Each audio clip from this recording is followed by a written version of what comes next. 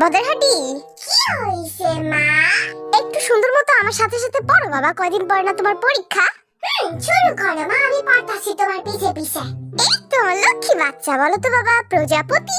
ফর্সা ফুটি। তুই ঘুমা হুতি হুতি গরুর বাচ্চা। তাইলে সেটা গরুটা তুমি, আমি সেটা হুদাবা।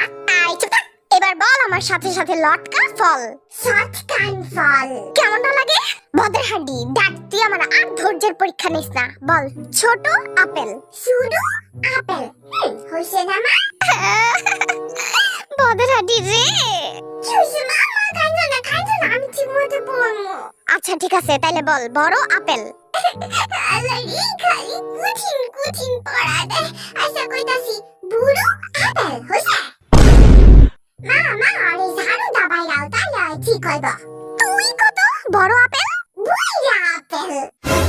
না না, ঠিকই আছে, দুইটা তো একই গরু ঘরে থাস, পারবি কেমনে? যা শোন আমার সামনেতে।